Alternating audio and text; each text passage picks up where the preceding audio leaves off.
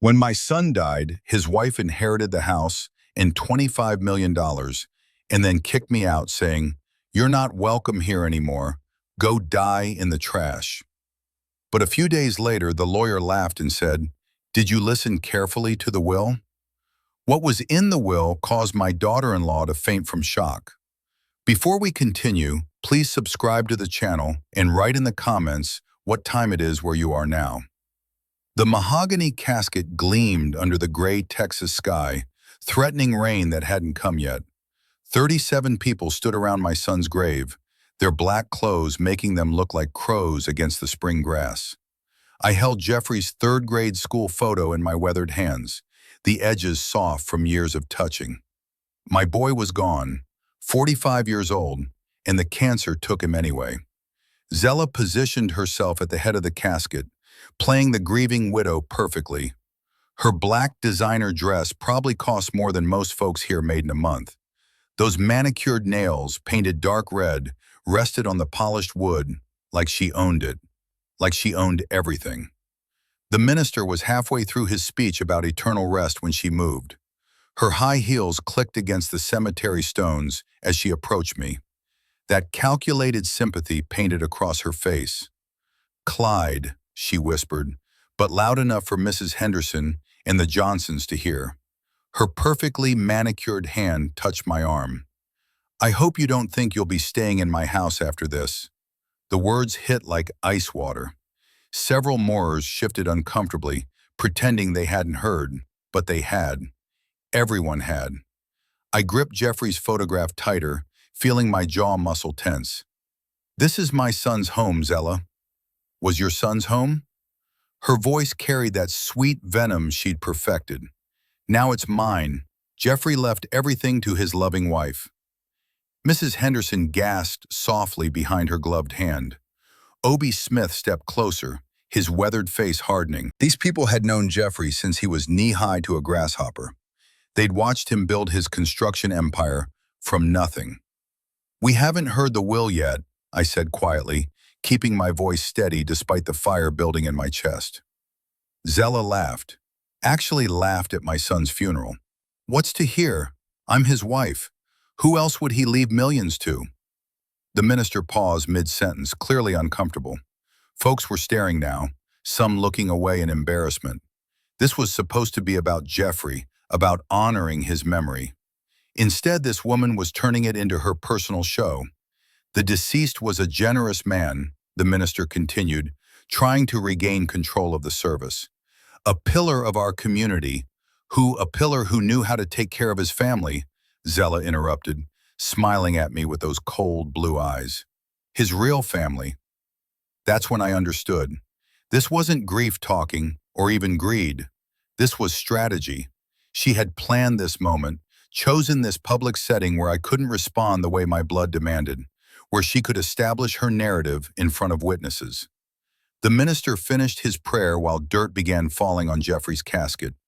Each shovelful felt like another piece of my heart breaking, but Zella's smirk, that triumphant little smile as she watched my face, that was burning itself into my memory. She returned to her widow performance, accepting condolences from people who'd known Jeffrey since childhood, playing the grieving wife, while the real grief, mine, got shoved aside like yesterday's newspaper. As they lowered my boy into Texas soil, I made myself a promise. Whatever game Zella thought she was playing, she'd picked the wrong opponent. The rain finally started as the last shovelful hit wood. As the crowd dispersed toward their cars, I stayed behind. The gravediggers had finished their work, and Jeffrey's temporary marker stood crooked in the fresh dirt. I placed my single red rose on the mound, the same variety his mother had grown in our garden 30 years ago. Zella's laughter carried from across the cemetery, where she held court with a group of mourners, probably spinning her sob story about the poor widow's burden. The wind caught my gray hair, and arthritis sent familiar aches through my hands as I stared at that school photograph. Jeffrey, at 8 years old, gapped to the grin and cowwick that never would lie flat. When had that bright-eyed boy become the hollow-cheeked man I'd visited in that Houston hospital room, March 2023. MD Anderson Cancer Center.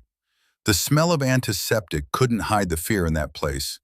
Jeffrey had lost 40 pounds by then, his expensive suits hanging loose on his shrinking frame.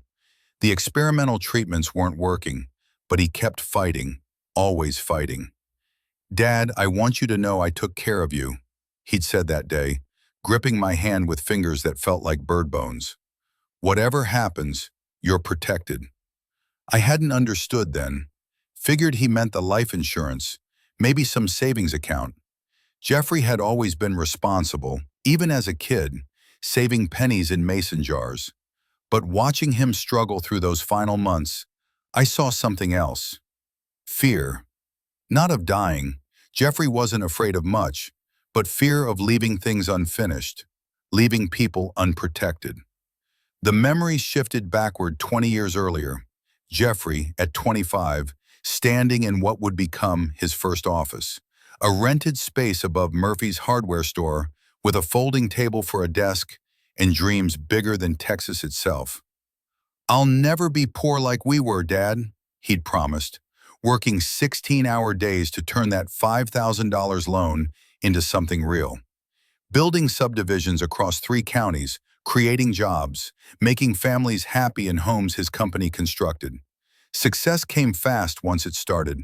First million at 35, 10 million by 40. But the work never stopped. Jeffrey drove himself like a man possessed, chasing something I never quite understood. Maybe chasing away the memory of government cheese and secondhand clothes, of watching his mother count pennies at the grocery store. The photograph trembled in my arthritic hands. That last coherent conversation in February, 3 days before the end. Jeffrey's voice barely a whisper, but his words sharp with urgency. "She's not who I thought she was, Dad. Zella, I figured it out too late. Son, you're tired. The medicine, the will. I made sure you're protected. Promise me you'll fight if you need to." I'd promised, not knowing what I was promising. Figured it was the medication talking, or pain making him paranoid. Jeffrey died believing I understood, and I'd failed him in that final moment. Now standing over his grave while his wife celebrated 50 yards away, those words felt like prophecy. Money hadn't saved him. All those years building wealth, sacrificing health and time and peace of mind, and cancer took him anyway. The cruel irony burned worse than Zella's threats. But Jeffrey had been smart, smarter than his old man gave him credit for. Those final months while fighting for his life, he'd been fighting for mine too. I tucked the photograph into my jacket pocket as Zella's voice carried across the cemetery. "Well, it's time to discuss practical matters." She was approaching with her group of witnesses, probably planning another public humiliation. My grip tightened around that school photo, feeling its soft edges press into my palm. Whatever Jeffrey had planned, whatever protection he'd promised, I was going to need it soon. The rain was coming down harder now, and Zella's designer shoes would be getting muddy. Good. Let her struggle with something, even if it was just walking across wet grass. The gravel crunched under my boots as I walked toward my old Ford pickup. Car doors were slamming across the parking area, engines starting, people eager to escape the awkwardness Zella had created at the graveside. She intercepted me halfway to my truck, her designer heels plicking on the wet pavement. Mrs. Henderson, Joe from First National Bank, and 3 other mourners flanked her like a jury she'd assembled. Strategic positioning. I recognized it from my Army days. "Clyde, you need to understand reality." Zella planted herself directly in my path, those cold blue eyes locked on mine. Jeffrey left everything to me. The house, the business, the investments, all of it. Her confidence was absolute. This wasn't bluffing or wishful thinking. She knew something the rest of us didn't, and she was enjoying the revelation. I kept my voice level, the way you do with spooked livestock. "We haven't heard the will yet, Zella." "What's to hear? I'm his wife." Her laugh was sharp enough to cut glass. "Did you think he'd leave millions to someone who never contributed a dime to his success?" The witnesses shifted uncomfortably. Joe cleared his throat and studied his shoes. Mrs. Henderson clutched her purse tighter, clearly wishing she was anywhere else, but they stayed. That was the point of this little theater, creating witnesses to her dominance, establishing the narrative before anyone could challenge it.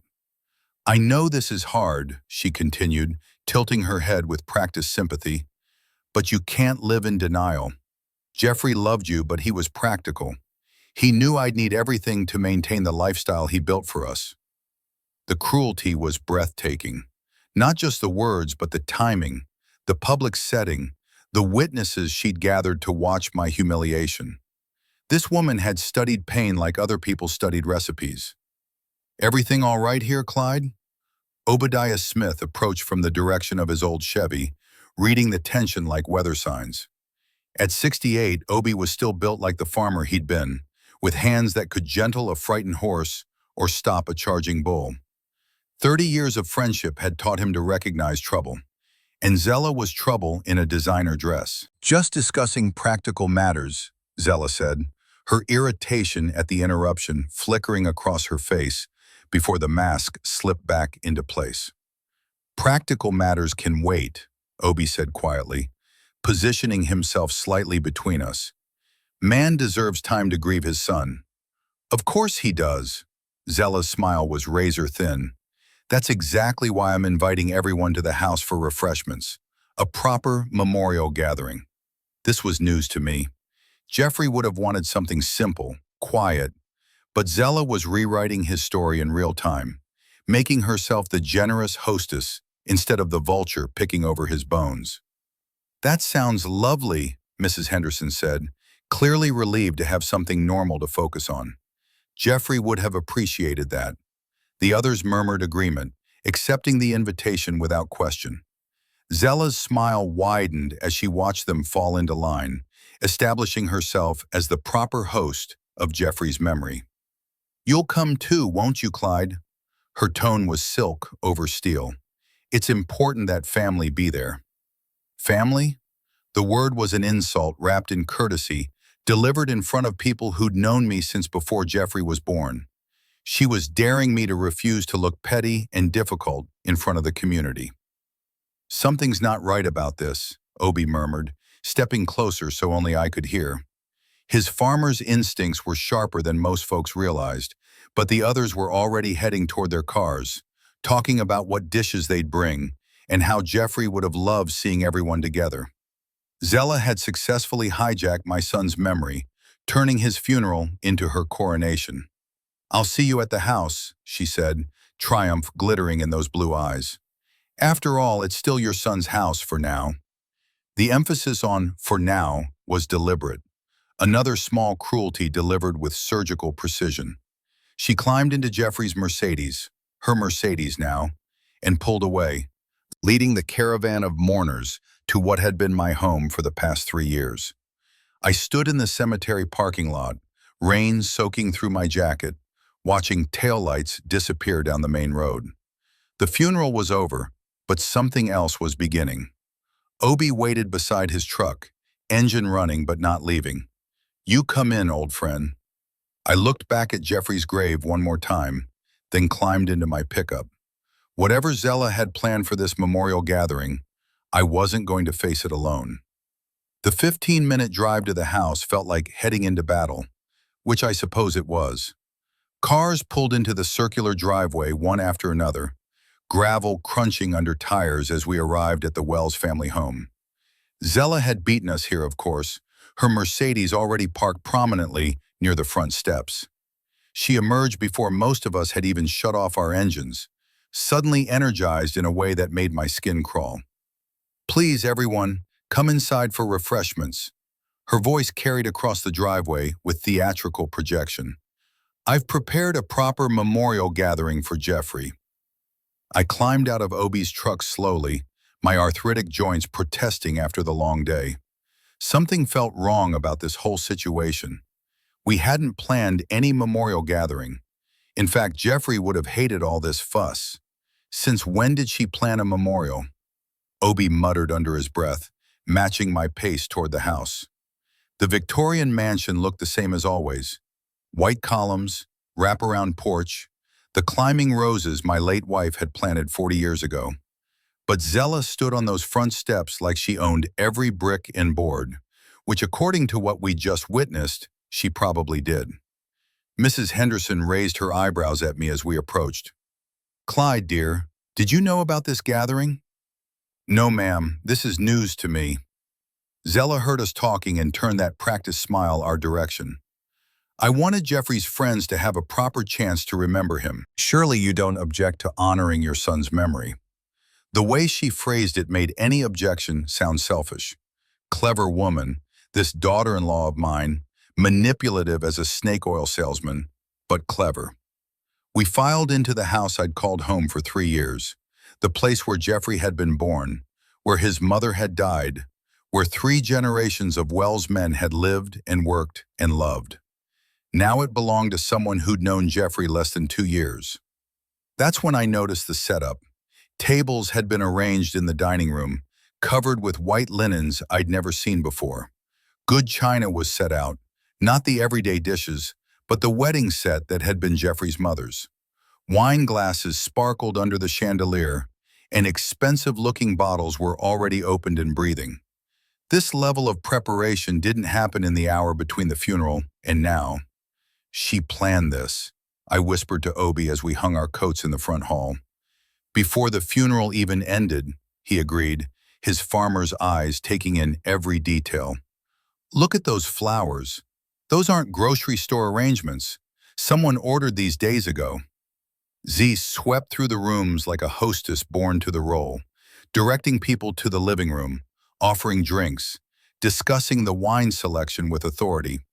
Every gesture screamed ownership, possession, control. "Please make yourselves comfortable," she said, gesturing toward Jeffrey's favorite armchair, the leather recliner where he'd spent his final months when the treatments made him too weak to work. "I'll bring everyone something to drink." Joe from the bank accepted a glass of red wine that probably cost more than most people's weekly grocery budget. "This is quite thoughtful, Zella. You prepared all this today. Jeffrey always said hospitality was important." She poured herself a generous glass, her hands steady as a surgeon's. He would have wanted his friends to remember this day properly. Remember it properly. As if the funeral hadn't been enough. As if she needed to stamp her ownership all over Jeffrey's memory too. The doorbell rang, cutting through the murmur of conversation. Zella's eyes lit up immediately, and she practically bounced toward the front door. "That must be Mr. Thompson," she announced to the room, her excitement barely contained. "Now we can take care of the formal matters." Jasper Thompson entered, carrying his official document case, his expression professionally neutral, but his eyes finding mine across the room. Something flickered there, a look I couldn't quite read, but it made my pulse quicken. The real business was about to begin. 23 people settled into the living room, finding seats on sofas, chairs, and anywhere else they could manage. The formal atmosphere felt heavy as tomb air. Jasper Thompson positioned himself near the fireplace, removing official documents from his leather briefcase with practiced efficiency. Zella claimed the wingback chair closest to the lawyer, smoothing her black dress and adjusting her pearl necklace. I took the corner chair near the window, the spot where I'd sat countless evenings watching Jeffrey work at his laptop. "I'll now read the last will and testament of Jeffrey Michael Wells," Thompson began, his voice carrying the weight of legal authority. The room fell completely silent except for the soft rustle of papers. Dated February 10th, 2025. Witnessed and notarized according to Texas state law. Zella's foot began tapping against the oriental rug. Her fingers drummed against the chair arm. The woman could barely contain herself. Thompson continued with the standard legal language. Declarations of sound mind, revocation of previous wills, appointment of executive, boring stuff that made Mrs. Henderson shift in her seat and Joe check his watch. "To my loyal employees at Wells Construction, I leave 1 month's additional salary to be distributed equally among all current staff members. Thompson's voice remained steady, professional. To my cousin Sarah in Houston, I leave my mother's jewelry collection. To the Willow Creek Public Library, I leave $50,000 for renovation of the children's section. Small gifts, charitable donations, personal items scattered among various relatives. Standard will material that made Zella's impatience grow more obvious by the minute. "When does he get to the important parts?" she stage whispered loud enough for half the room to hear. Thompson cleared his throat and turned to a new page. The room held its collective breath. To my beloved wife, Zella Marie Wells, I leave the family home located at 847 Magnolia Street, along with its contents and the sum of $25 million from my investment accounts. Zella shot up from her chair like she'd been launched. I knew it. I knew Jeffrey took care of me properly. The guests' reactions were mixed. Some smiled politely. Others looked uncomfortable with her enthusiasm. Mrs. Henderson exchanged a meaningful glance with her husband. Even in grief, there were certain social boundaries most people observed. I gripped the arms of my chair, feeling the wood grain press into my palms. 25 million plus the house. Jeffrey had been generous with his wife. I'd give him that. What about... I cleared my throat, hating that I had to ask, what do I receive? Thompson's eyes found mine across the room, and something passed between us, a look that said more than words could. To my father, Clyde Samuel Wells, I leave all personal mementos, family photographs, and his tools from the workshop. The silence stretched like taffy, tools, and photographs. After helping build Jeffrey's empire, after 3 years of living under this roof, after a lifetime of love and sacrifice, tools and photographs, Zella's smile could have powered the whole county.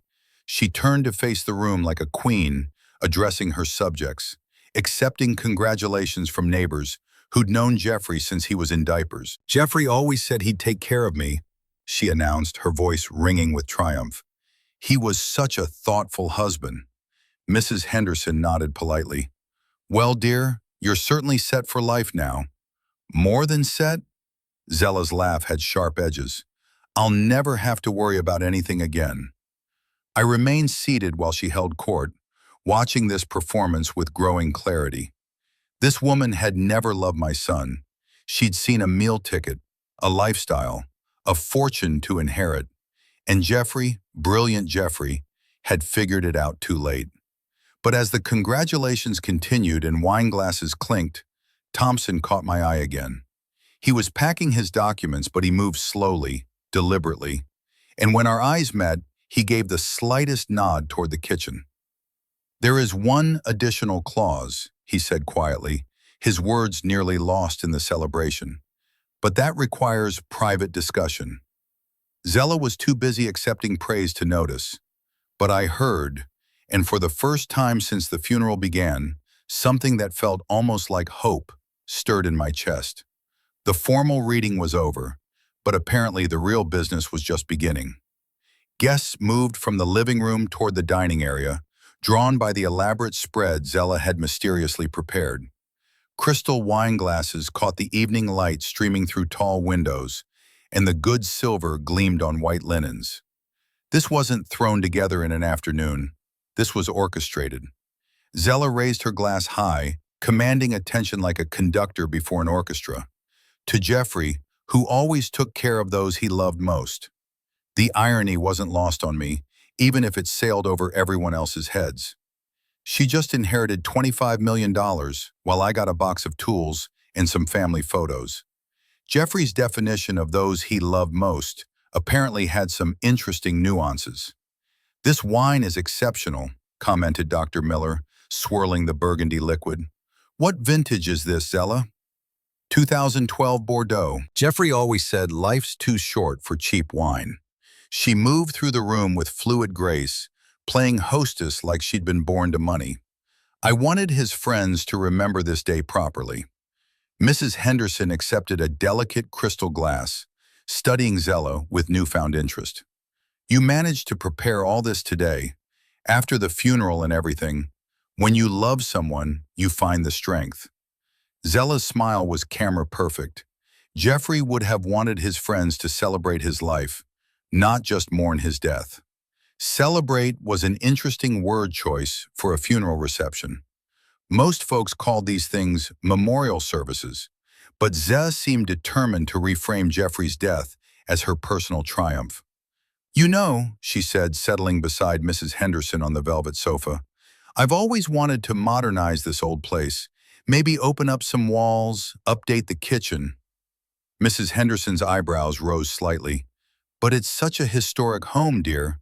Been in the Wells family for 3 generations. Well, it's my family now. Zella's laugh tinkled like breaking glass. And frankly, all this dark wood and heavy furniture feels so dreary. I'm thinking light colors, contemporary furniture. Maybe knock out that wall between the kitchen and dining room. My knuckles went white around my wine glass. This house had been in our family since 1923. My grandfather built those walls with his own hands, selected every piece of molding, planned every room. Jeffrey had been born in the upstairs bedroom, taken his first steps on these very floors. But Zella saw dollar signs and design opportunities. Joe from the bank leaned forward with professional interest. Will you be staying in Willow Creek long-term, or might you be thinking of relocating? Zella's eyes lit up like Christmas morning. Actually, I'm considering selling and moving somewhere more cosmopolitan. Maybe Dallas or even New York. The room went dead quiet. These people had known Jeffrey his entire life, watched him build his business here, create jobs for their children, support local charities. The idea of selling his family home to fund Zella's urban adventure hit them like cold water. Jeffrey loved this house, I said quietly. He was born here. Zella turned toward me with theatrical surprise, as if she'd forgotten I was present. Jeffrey's dead, Clyde.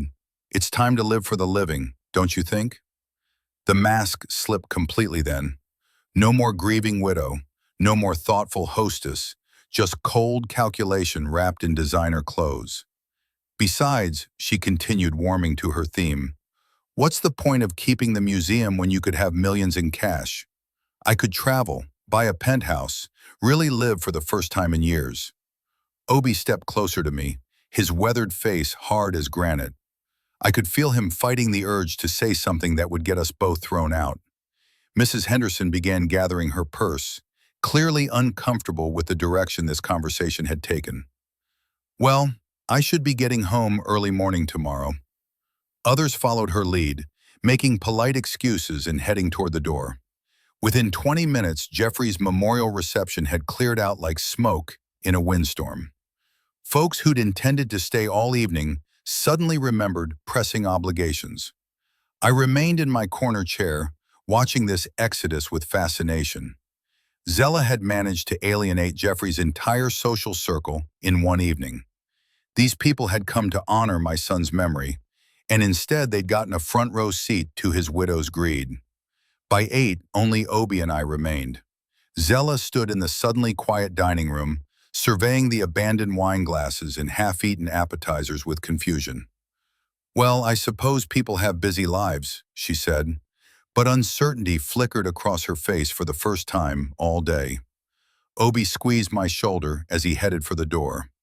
Call me if you need anything, old friend, and I mean anything. The front door closed with a solid thunk, leaving Zella and me alone in the house that had been my home for 3 years. She turned to face me with renewed confidence, clearly relieved to drop the public performance. Finally, she said, kicking off her expensive heels. Now we can discuss your situation properly. Sound of car engines faded into the distance, leaving only the tick of the grandfather clock in the hallway. Zella moved through the kitchen like she'd lived here her entire life, humming some tune I didn't recognize, while she stacked dirty dishes with practiced efficiency. Well, that went better than I expected, she said, not bothering to look at me as she scraped leftover appetizers into the garbage disposal.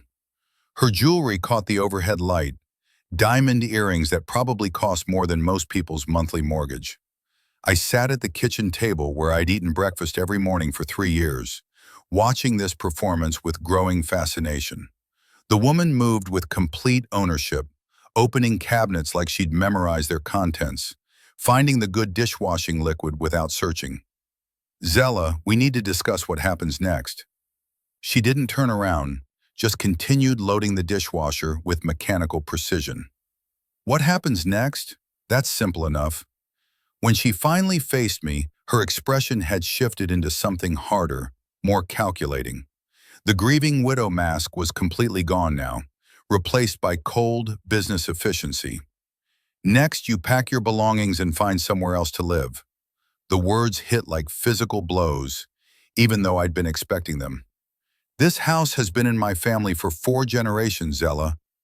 Was in your family. She snapped the dish towel with sharp emphasis. Now it's legally mine. Jeffrey left me everything, remember? My hands lay flat on the worn wooden table, steady despite the fire building in my chest. 3 generations of Wellsmen had sat at this same table, planned their days, shared their meals, raised their children. Jeffrey told me you'd have trouble accepting reality, she continued, leaning against the counter with her arms crossed. He said you'd probably expect to live here forever, like some kind of charity case. My son never said that to me. Of course he didn't.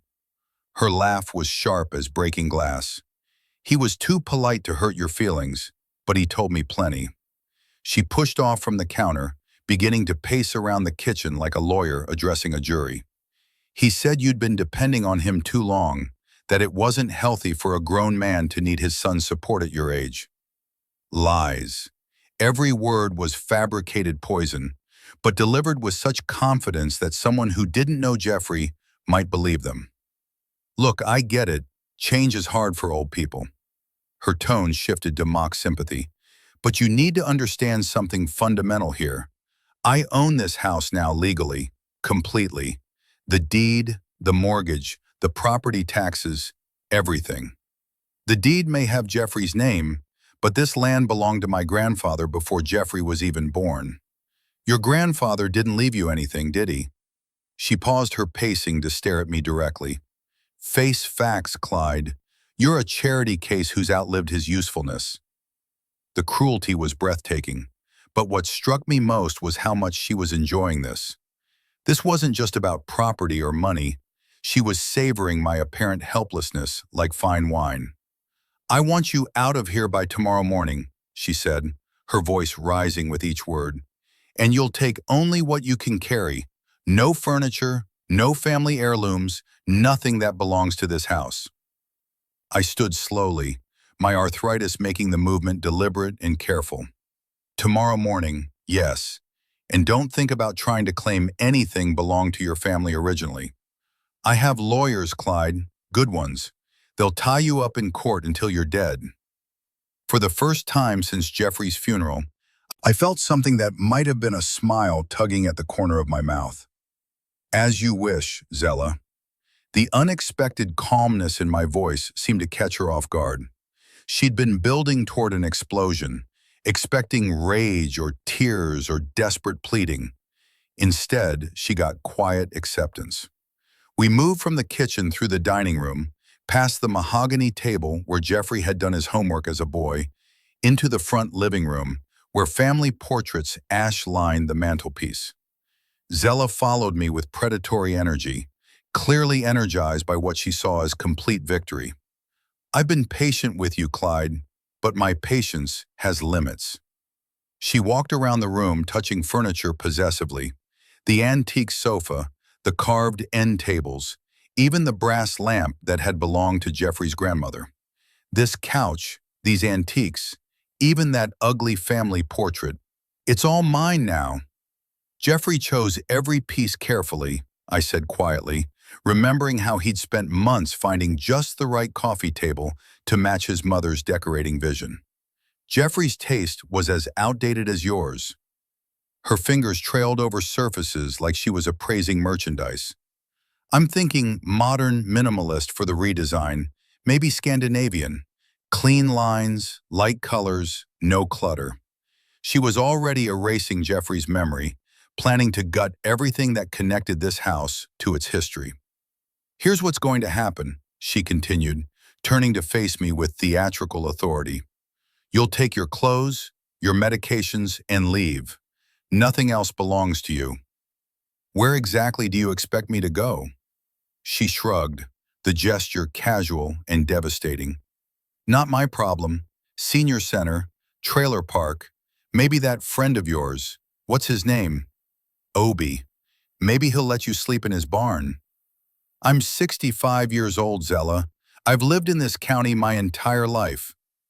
"Then you should have planned better for your old age." Her smile was razor sharp. "Maybe if you'd been a better father, Jeffrey would have left you something substantial instead of a box of rusty tools." The attack on my relationship with Jeffrey hit deeper than anything else she'd said. But before I could respond, she was just getting started. Jeffrey was a good son. He loved his family. Enough. The word exploded from her with startling violence.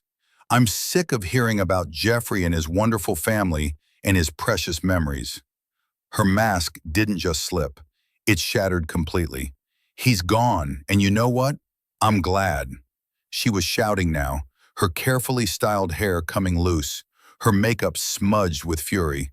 "Now I can finally live without pretending to care about this boring town and boring people and boring family traditions." The admission hung in the air like smoke from a fire. She'd never loved Jeffrey, had never loved anything about the life he'd built, the community he'd served, the family he'd cherished. "Get out of my sight," she snarled, her voice dropping to pure venom. "Go die in some gutter where you belong." Instead of the rage she clearly expected, I felt something close to peace settle over me. "As you wish, Zella." Her eyes widened with confusion. "What? You're not going to argue, beg, make some pathetic speech about family loyalty?" "No." I allowed myself a small smile. "I'll just collect my things." You're just giving up." She seemed genuinely stunned by my calm acceptance. "I'm respecting your wishes. You are, after all, the legal owner of this house." "Why are you being so," she searched for the word, "so agreeable? What would be the point of fighting?" I started toward the stairs, moving with deliberate dignity. "You've made your position very clear." She remained in the living room, watching me with suspicion and confusion.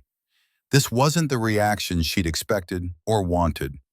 Crushing someone was only satisfying if they fought back. "I'll need about an hour to pack essentials," I said from the foot of the stairs. "Take whatever fits in 2 suitcases. That's it." "That seems fair." I climbed the stairs slowly, feeling her eyes boring into my back. At the top, I paused and looked down at her. "Will you be staying up to supervise?" "I'll be right here. Don't try anything clever." I chuckled softly, genuinely amused. At my age, what could I possibly try? As I disappeared into the upstairs hallway, I heard her pacing below, her heels clicking against the hardwood floors. She'd gotten everything she wanted, but something about my reaction was bothering her. Good. Let her wonder. I left the Wells house at 6 in the morning, driving my old Ford pickup truck with everything I owned packed into 2 battered suitcases. The sun was just breaking over the Texas horizon, painting the sky the color of fresh peaches as I pulled into the parking lot of the roadside inn on Route 35. 43 years in that Victorian mansion, and it came down to this: a 12-by-4 motel room that smelled like industrial disinfectant and old cigarettes. The polyester bedspread felt rough under my hands as I sat on the edge of the mattress, staring at my single open suitcase. Everything I own now: 3 changes of clothes, my medications, Jeffrey's 3rd-grade school photo, and the pocket watch that had belonged to my father. Not much to show for 65 years of living, but it would have to be enough. 18-wheelers rumbled past on the highway, shaking the thin walls. Morning traffic was building, folks heading to jobs, running errands, living their normal lives, while mine had been turned upside down in the space of 24 hours. Jeffrey, I said to his photograph. I hope you knew this day might come. The motel's coffee maker gurgled to life, filling the small room with the aroma of cheap grounds and hard water. I sat at the tiny table by the window, watching traffic flow past, while methodically reviewing my situation. Homeless at 65, no income beyond Social Security, no family left except a woman who'd told me to die in a gutter. But something was nagging at me, had been nagging at me since yesterday's will reading. Jasper Thompson's meaningful look when he'd mentioned that additional clause.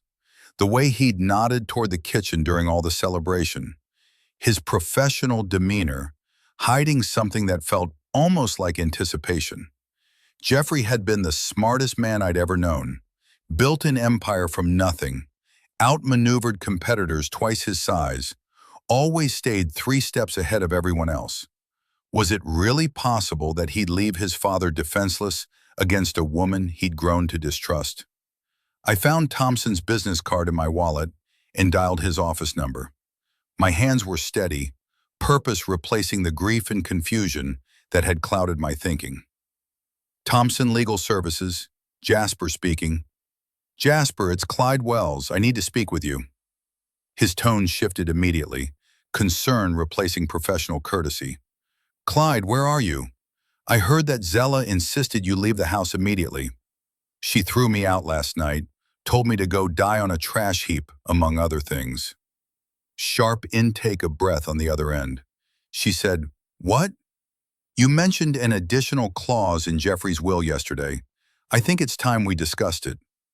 The pause stretched long enough that I wondered if we'd been disconnected. Then Thompson's voice came back, filled with something that sounded remarkably like relief. Yes, it definitely is time. Can you see me this morning? Can you come to my office? Say 10.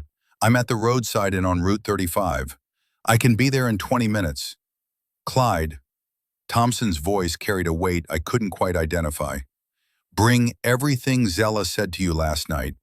Every cruel word, every threat, every insult. Write it down if you need to. Why? What difference does it make now? Because Jeffrey anticipated exactly this situation. Satisfaction colored his words now. Your son was even smarter than you knew. My pulse quickened. What do you mean? 10 a.m. sharp, and Clyde, you might want to bring a change of clothes back to town. Something nice for when we pay Zella a visit.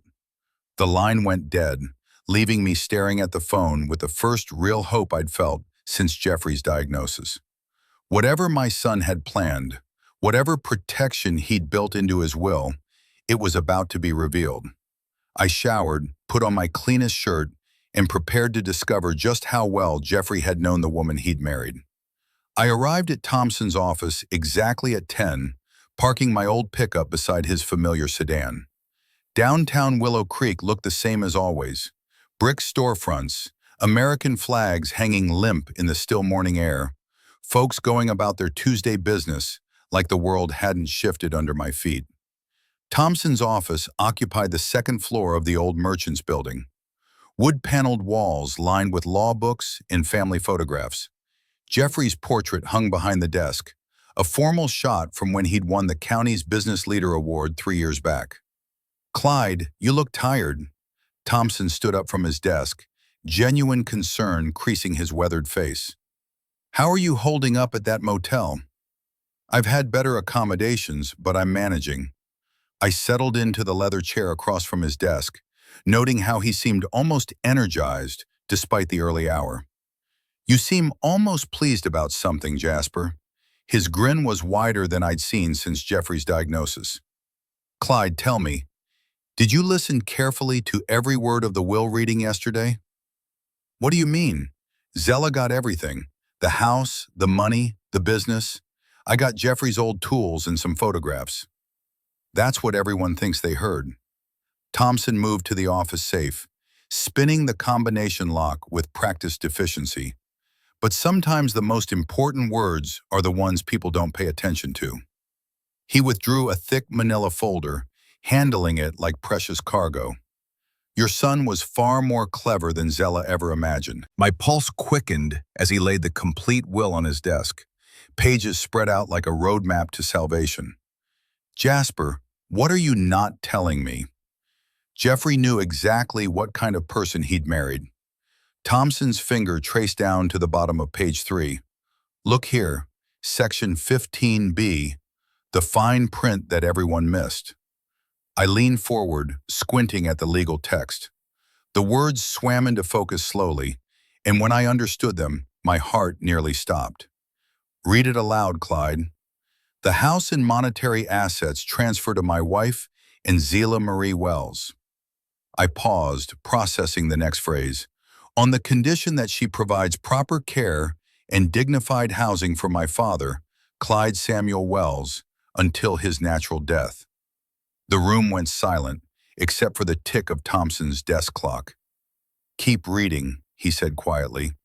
Should this condition be violated through eviction, verbal abuse, or failure to provide respectful treatment, the entire inheritance shall immediately revert to the Jeffrey Wells Cancer Research Foundation. My hands were shaking now. Jasper, she threw me out. She told me to die on a trash heap. I know she did. His satisfaction was unmistakable because Jeffrey anticipated this exact scenario. How could you possibly know what she said to me?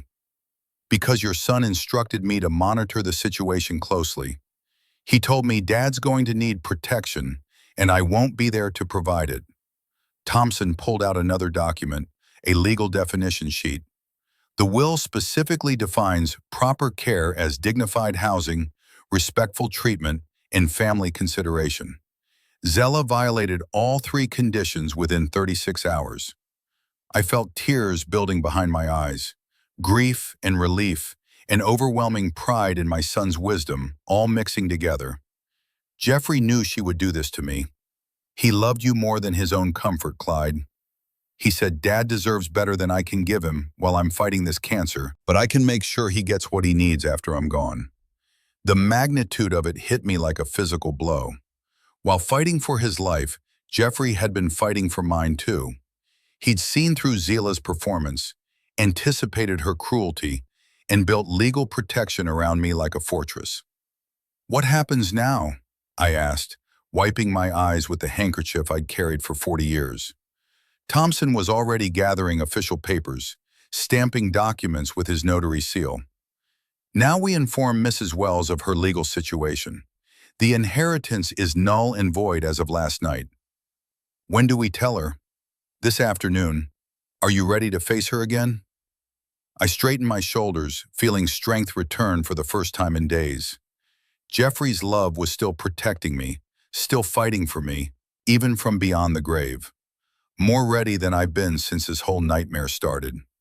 Thompson and I spent the lunch hour preparing copies of the complete will and legal transfer documents.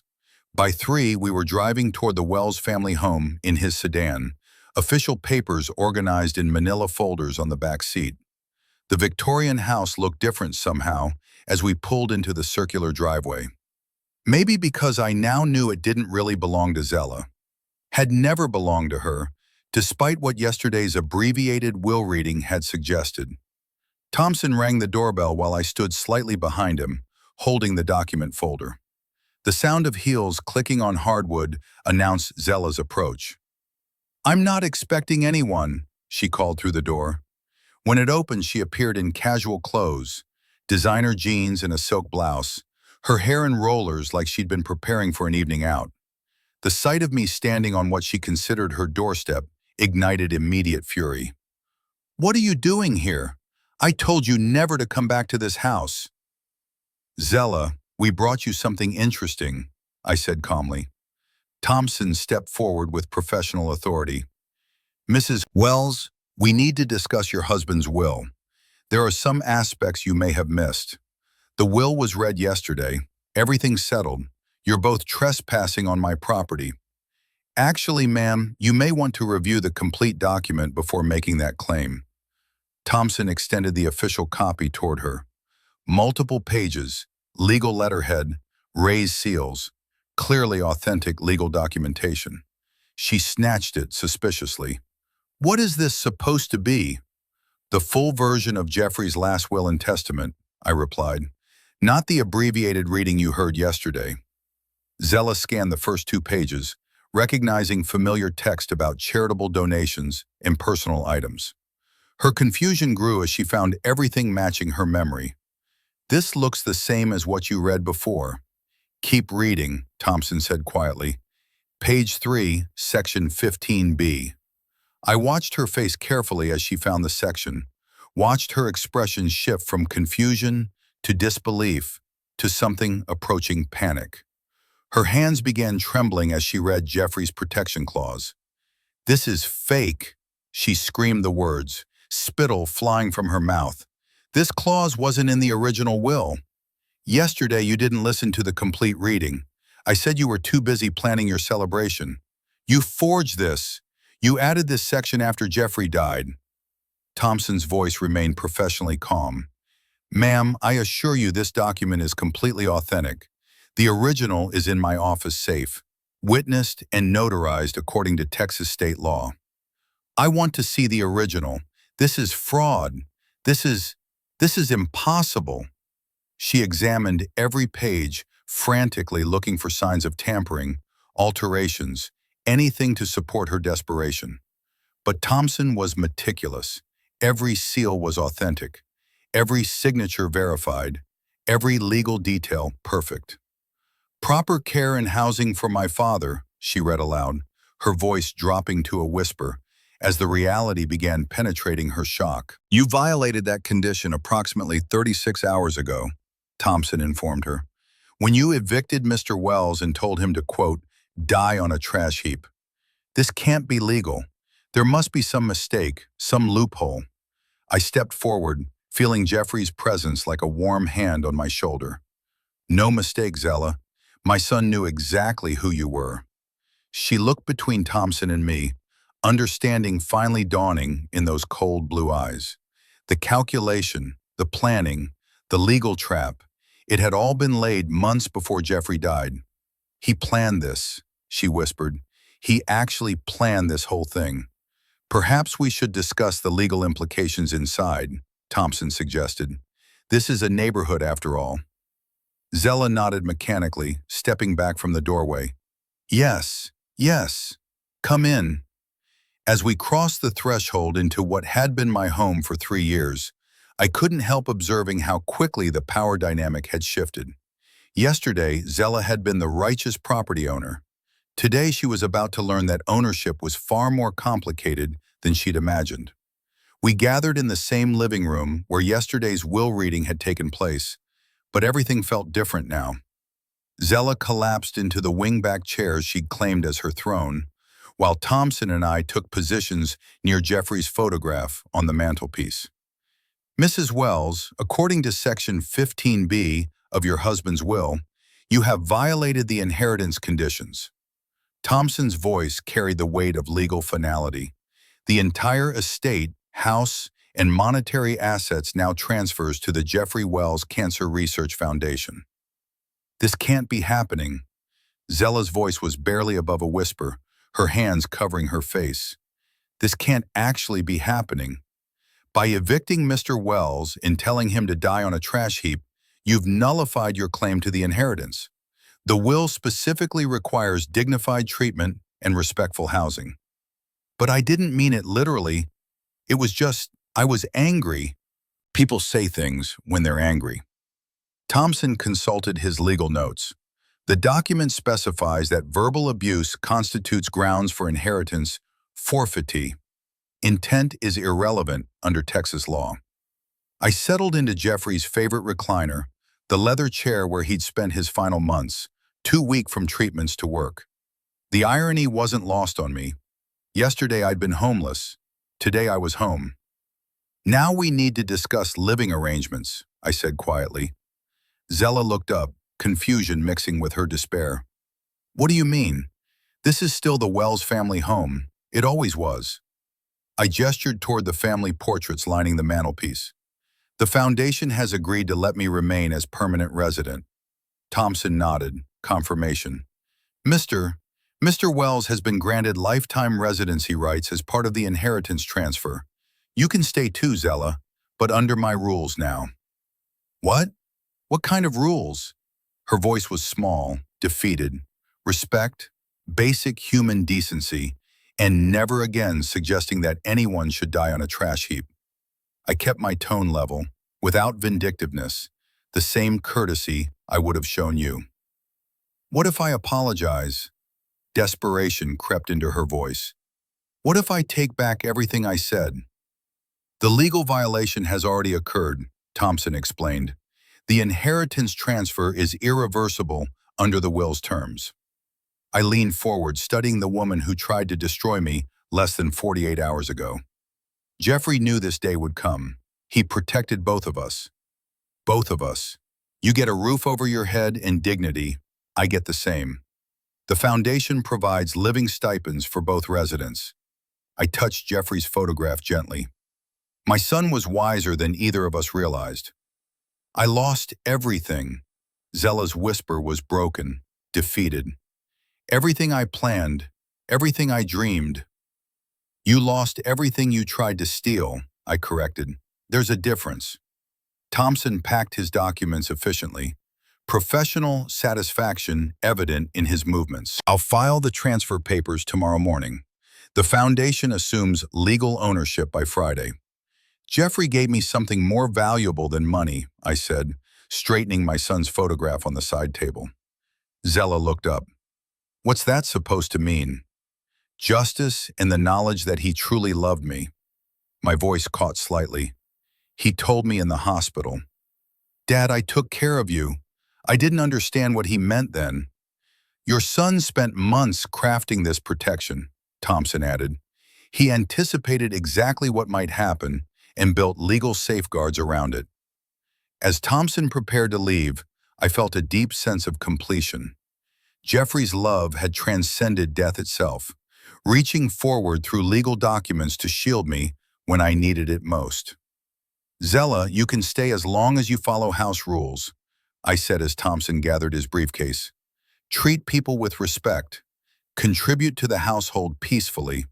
Remember that this is a home, not a hotel. She nodded numbly. What choice do I have? The same choice you gave me 2 days ago. But I'm not you. Thompson shook my hand at the front door. Justice has been served, Clyde. Jeffrey would be proud. As his car pulled away, I returned to the living room where Zella sat, staring at the wall. For the first time since Jeffrey's death, we were alone together as equals. Two people dependent on the same charity, living under the same roof, bound together by circumstances neither of us could change. We'll find a way to live together respectfully, I said. I'm sorry, she whispered about what I said about everything. Sorry is a start. Respect is what matters going forward. The grandfather clock in the hallway chimed 4, marking time in a house that now belonged to neither of us, and both of us. Jeffrey's final gift wasn't justice. It was the possibility of redemption, even for those who didn't deserve it. Outside, Texas afternoon light streamed through the windows my late wife had chosen, illuminating family photographs that would remain on these walls long after Zela and I were gone. The Wells family home would endure, protected by love that reached beyond the grave. Some victories are worth waiting for. If you like this story, please like this video, subscribe to the channel, and share your impressions of this story in the comments. To listen to the next story, click on the box on the left.